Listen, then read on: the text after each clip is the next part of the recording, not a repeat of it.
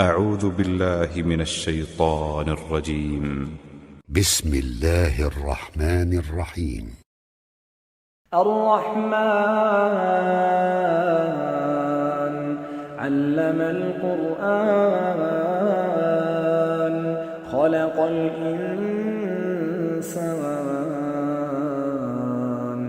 علمه البيان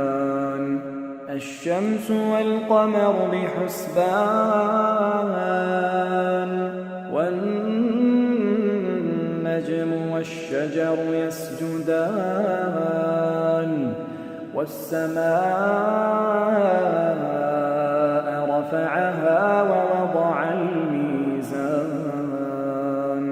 ألا تطغوا في الميزان وأقيموا الوزن بالقسط ولا تخسروا الميزان والأرض وضعها للأنام فيها فاكهة والنخل ذات الأكمام والحب ذو العصف والريحان فبأي آلاء ربكما تكذبان خلق الإنسان من صلصال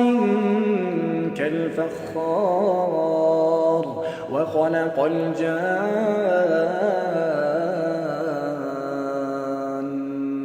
من مارج من نار فبأي آلاء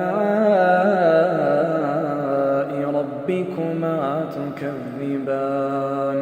رب المشرقين ورب المغربين فبأي آلاء ربكما تكذبان مرج البحرين يلتقيان بينهما برزخ لا يبغيان فبأي آلاء ربكما تكذبان يخرج منهما اللؤلؤ والمرجان فبأي آلاء ربكما تكذبان وله الجوار المنشآت في البحر كالأعلام فبأي آلاء ربكما تكذبان كل من عليها فان كل من عليها فان ويبقى وجه ربك ذو الجلال والإكرام فبأي آلاء ربكما تكذبان يسأله من في السماوات والأرض كل يوم هو في شأن فبأي آلاء ربكما تكذبان سنفرغ لكم أيها الثقلان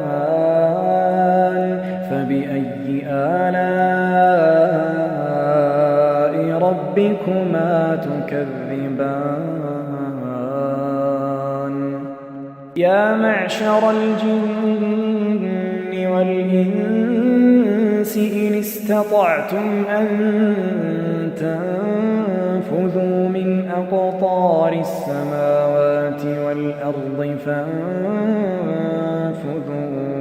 لا تنفذون إلا بسلطان فبأي آلاء ربكما تكذبان يرسل عليكما شواظ من نار ونحاس فلا تنتصران فبأي آلاء ربكما تكذبان فإذا انشقت السماء فكانت وردة كالدهان فبأي آلاء ربكما تكذبان فيومئذ لا يسأل عن ذنبه إنس ولا جان فبأي آلاء ربكما تكذبان يعرف المجرمون بسيماهم فيؤخذ بالنواصي والأقدام فبأي آلاء ربكما تكذبان هذه جهنم التي يكذب بها المجرمون يطوفون بينها وبين حميم آن فبأي آلاء ربكما تكذبان ولمن خاف مقام ربه جنتان فبأي آلاء ربكما تكذبان ذواتا أفنان فبأي آلاء ربكما تكذبان فيهما عينان تجريان فبأي آلاء ربكما تكذبان فيهما من كل فاكهة زوجان فبأي آلاء ربكما تكذبان متكئين على فرش بطائنها من استبرق وجنى الجنتين دان فبأي آلاء ربكما تكذبان فيهن قاصرات الطرف لم يطمثهن إنس قبلهم ولا جان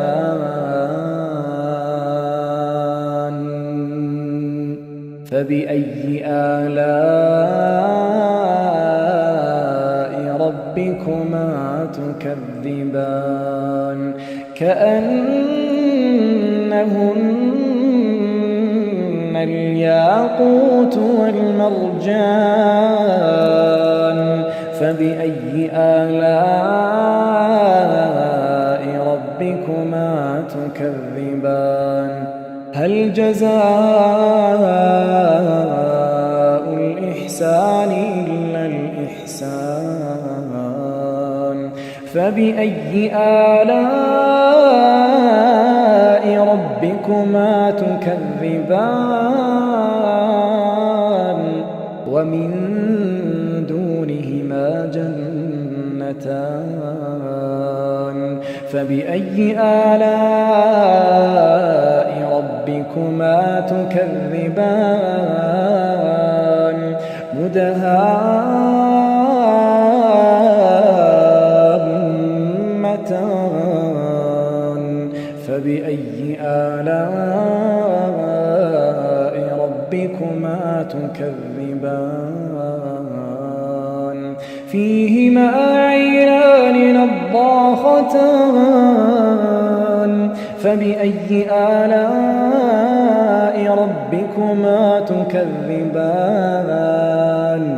فيهما فاكهة ونخل ورمان فبأي آلاء ربكما تكذبان فيهن خيرات حسان فبأي آلاء ربكما تكذبان حور مقصورات في الخيام فبأي آلاء ربكما تكذبان لم يطمثهن إنس قبلهم ولا جان